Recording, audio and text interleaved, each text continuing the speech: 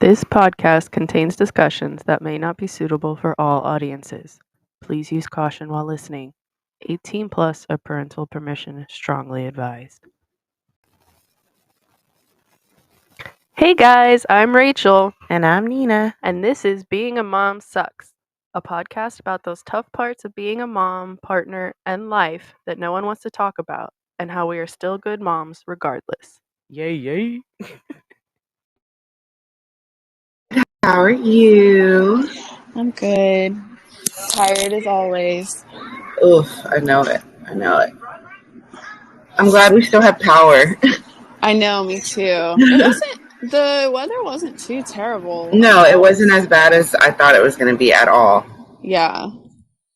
My sister and I were talking about it, and that's exactly why I ignored the tornado warning the last time it came through. It's because this is what always happens. Exactly. Yeah. They're like, oh my god, it's the end of the world, and then nothing happens. And that's what I was just telling a friend of mine, I don't have extra money to prepare for shit that's not going to happen. Right, exactly. I need to know for real. Exactly. Not these games. Exactly. For real. I don't need these games. Ugh, it's crazy. It is. That's Houston for you, I guess. Yep. Oh, man. What a week. I know, it's been crazy. Oh, I feel like it's never going to get not crazy. I know it. I just, every day, I know I've said this before, but every day I wake up to a new terrible thing. And lately, for the past few days, it's been the 12-year-old that they found. Oh, no, I don't know about that. Oh, my gosh. Yeah. So they found a 12-year-old girl's body, in a creek. And apparently she snuck out. She was just being a kid. And somebody found her and they killed her and left her there. And just 12 years old. Kai just turned 12.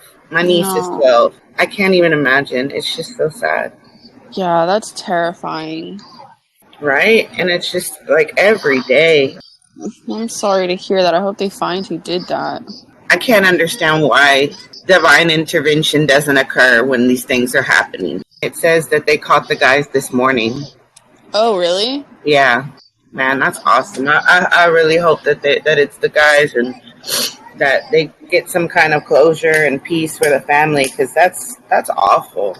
Yeah. And then just never knowing. It's like a catch-22. You want to know what happened, but do you really want to know? Right. Because I don't know if I could deal with knowing the details. I would end up in prison. Yeah, because, if it was my kid, no. It wouldn't be good. No, not at all. I would need blood.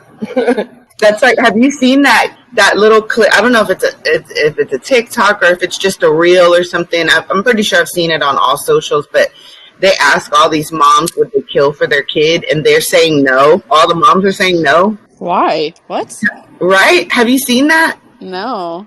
Yeah, it's like a little small video, and they're like, would you kill for your child? And all these moms are like, no, absolutely not. I would not kill for my. I'm like, what? That's weird, because I would. It's very weird, because I would too, in a second. Did they give reasons for why they said they wouldn't? I don't think that they did. I think it was more just of a fast little montage of mom saying no. And it's I don't know. It's weird. That's weird to me. That is weird to me. I 100% would kill for him, especially if somebody did something to hurt him. Yeah. Or to protect him, or yes. Yeah, I get all in my feelings when we just go to the playground and kids don't want to play with them. I'm like, all right, all right, I see you. I won't kill a kid, but I see you. I see y'all over there. Right. Mental note taken. Right. I would definitely I would kill for my kid. Yeah. And it's hard because with the spiritual journey that I'm on right now and trying to be better and trying to be a good Christian and to reconcile those feelings with right because I know that I shouldn't even think those thoughts, but you're talking about my kid, man. If there's any exception at all, it's that. Yeah, the rules are not going to apply when it happens. They can't. There's no way. So speaking of your spiritual journey, did you grow up in a religious family? Yes and no. My dad was Catholic. My mom has been raised predominantly Baptist. And I think for a little while when we were kids, we went to like non-denomination churches. Yeah. And it's crazy because like I remember being really little and being like in Waco with my cousins and my grandma, and we would always go to church with her. And I think it was a Spanish church. I'm really not sure. I do remember like going to Sunday school and Bible study and stuff like that. But it's never really been like a hard pushed agenda with my family. My dad was Catholic, so we would go to church with him sometimes. If it was with my dad, it was for like something like a special occasion. Someone was getting married or someone was getting baptized or first communion, stuff like that. We went to church more with my mom. And I remember at one point she was teaching Sunday school at a little church, and we were there all the time with her. And I was brought up around church, but then I kind of strayed away a little bit. And I think it was more when my dad passed away that I did that. I couldn't understand. When my dad died, it was really hard for me. I remember telling my mom, like, there's no God. There's no way that there can be a God that would just take my dad from me like this. From Christian, that was the only dad he knew. And I was really fucked. You know, I always thought my dad would be around forever. I never thought he wouldn't be. I don't know if that's just something that, you know, as a kid, you just believe that your parents are always going to be there. There's never... I think so. I think I believe that. And I think that that's how my kids think, too. I don't think that they ever think about me not being here. And I still think that about my parents. Well, my dad, he was my best friend, and I never imagined life without him. And then it was just like, boom, he's gone. I don't know. It was just so weird. And I couldn't understand it. And my mom, she was just like, nothing made me more sick than hearing he's in a better place. You know, he's not in pain anymore. And all these things that people say to try to comfort you when you lose someone. It really doesn't. And that's why, like, I've learned to just kind of be like, I'm praying for you guys. You're in my, you know, you're on my heart. I'm thinking of you. Because there's anything other than that, to me, I feel is like, nah, you can't. It's hard for people to accept those things. Nobody wants to say, like me, you know, like, how can my dad be in a better place when the better place is here with us? Right. So it was really hard for me to get out of that, you know, and I remember my mom telling me she was really upset because I just lashed out at her, like, God's not real, and, you know, and there's no God, and quit telling me to pray, and just, I was so angry. And she was like, if you're going to be like that, you can't live here. You can't act this way and say these things and it's not going to work. And that scared me because my mom has never, of all the things I've ever done in my life, my mom has never said, get out. Yeah. And I think that it scared her to think that didn't believe in God. Right. Which is crazy because Christian, when he was growing up, like when he was younger, he decided that he was an atheist, and we had to deal with that together, me and my mom. So it was almost like, okay, well, now I have to come back because Christian is there. He's believing the same. And so that was worrisome for my mom, and that was hard for me because I had to tell my mom, well, it's his decision. I'm going to let him make that decision for himself because I know what it's like to question those things. Right. I've always kind of just been open with Christian, like, this is what you believed and this is what you believe. I can't make you believe any different. It's not my job to do that. And I agree with you. And that's part of a discussion we've been trying to have with,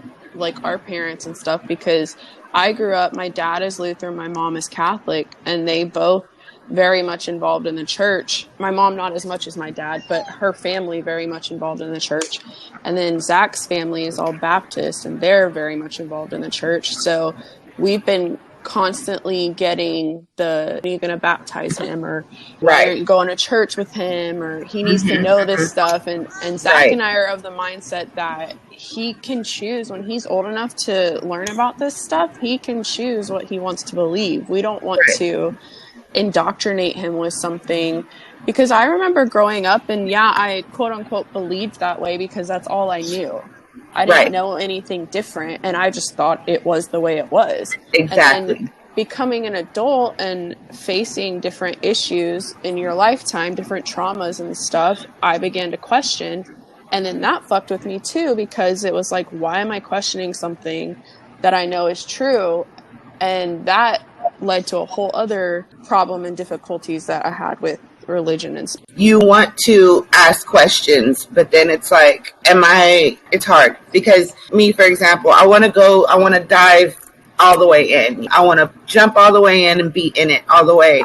But then there's still things that I'm not sure about. There's still things that I question, like I had a discussion with my cousin one day and she was just like, the female narrative was completely removed from the Bible. And that fucks with me. Like stuff like that. And then that makes me think, okay, well, why? And then the Bible, everybody goes back to the Bible. And to me, it's like, well, yes, I know that a lot of the Bible is true, but I also know that there's some fiction thrown in there. With every man-made story or book or whatever, there's a little drama that's added into it. So it's just like, how far is the truth? And then like when you go in like that, there's certain things that we're not supposed to do. I went to a Bible study and they were talking about how, we have to love the way that God loves. And I'm going to tell you that is hard. Like, I mean, yeah, because we're not God. Okay, so see, that's interesting that you say that, because another thing when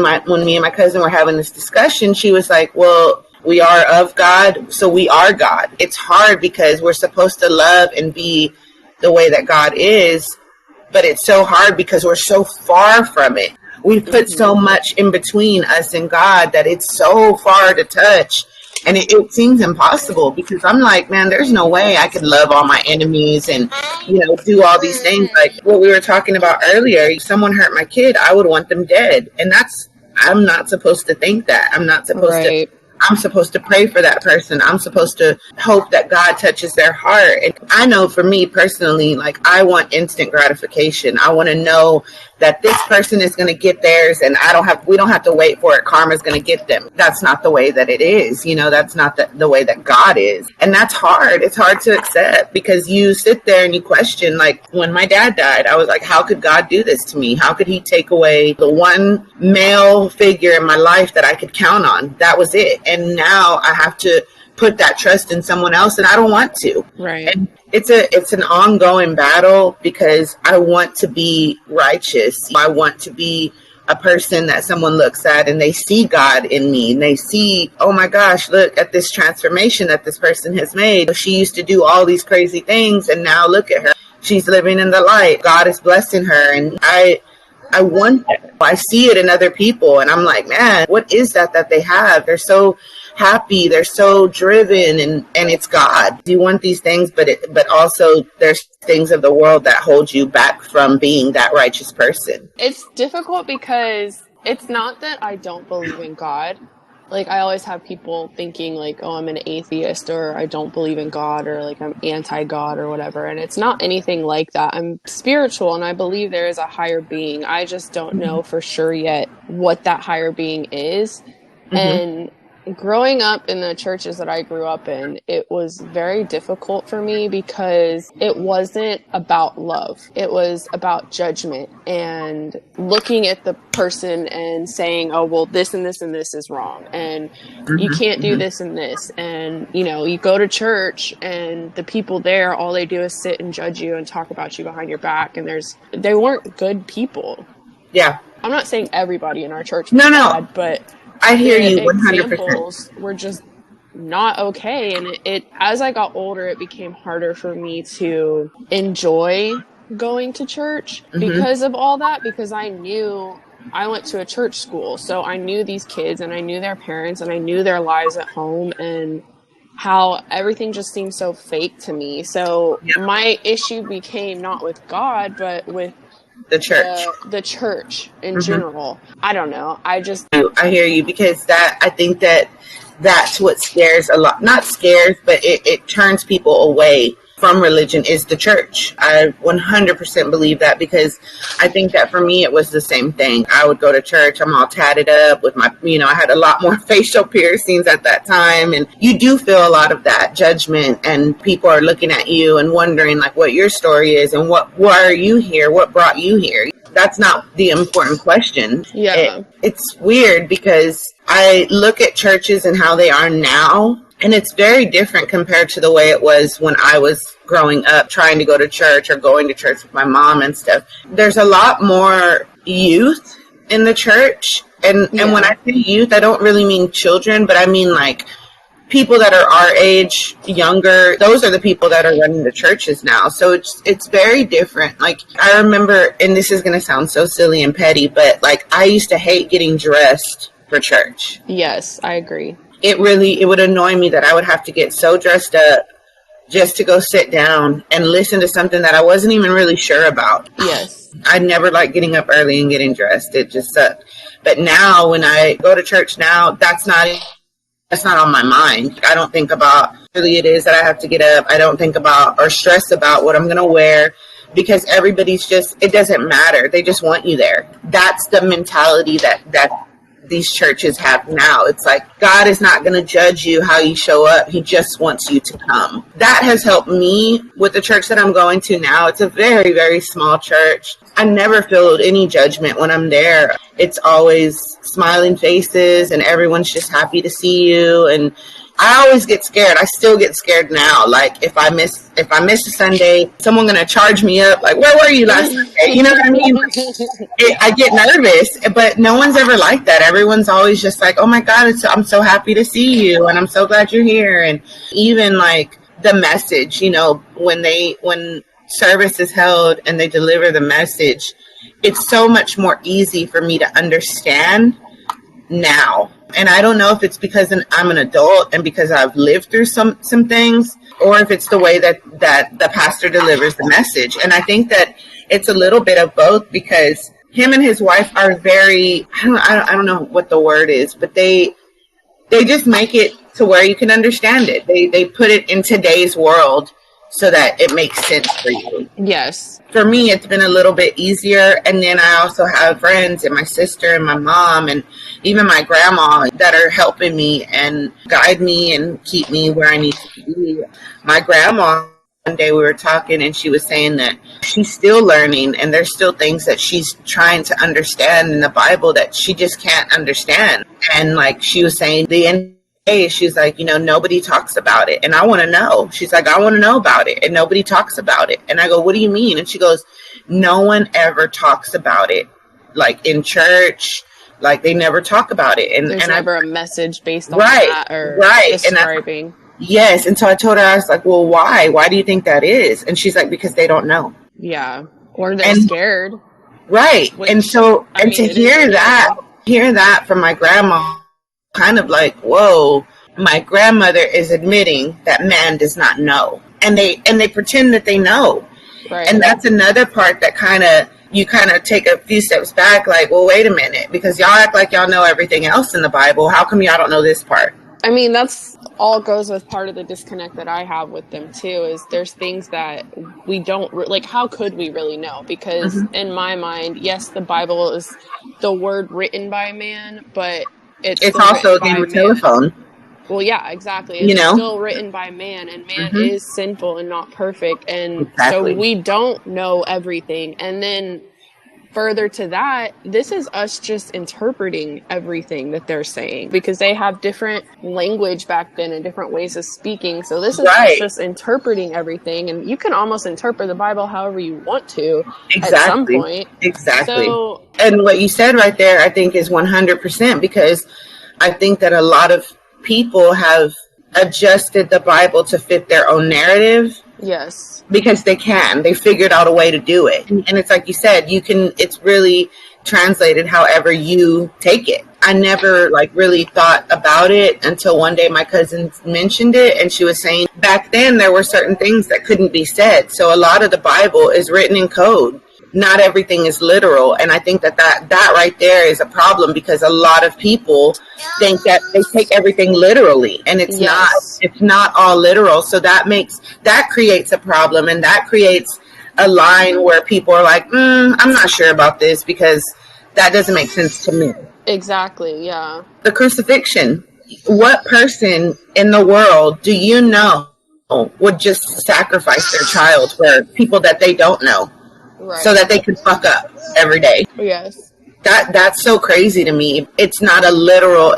There was a sacrifice made, but we don't really know how far that sacrifice went. I mean, there's movies, there's stories. Is that real? It's hard for me to fathom that certain things took place the way that they say they did. Well, and then it goes beyond that too, because then you have stories that were taken from other cultures but then adapted to the Bible so that it was easier for those cultures to digest them. For example, the story of the crucifixion, it very closely correlates to a story about Odin. He was trying to get divine knowledge, and he hung himself from a tree for 3 days, and then on the third day he was able to get this divine knowledge, from what I remember. So it's like, that sounds very close to the crucifixion, you know. So and there's many other stories that are specifically in Norse mythology that correlate.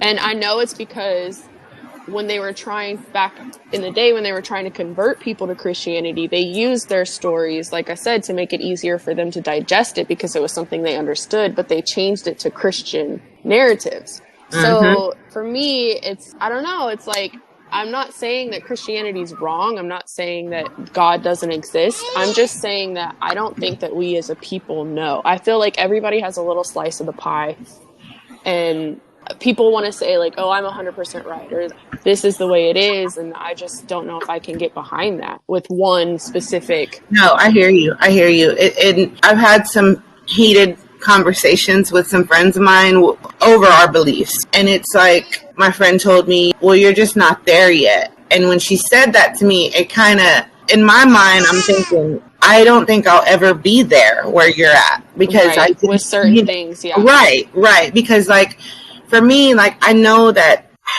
I don't know how to say it. The God that I worship every day, the person that I pray to, I don't see him as an ugly, vengeful, hateful person. Yeah. And for me, like, it's hard, because I feel like there are some people that are like, no, God is going to punish this person, and I know that he's mighty, but I just don't believe that he's vengeful. I don't believe that he is hateful. And if that was true, there would be no murderers here. There would be no crime. There would be no, because he would take them out, right? I mean, so if you're telling me that God doesn't like this, then why does that exist? Right.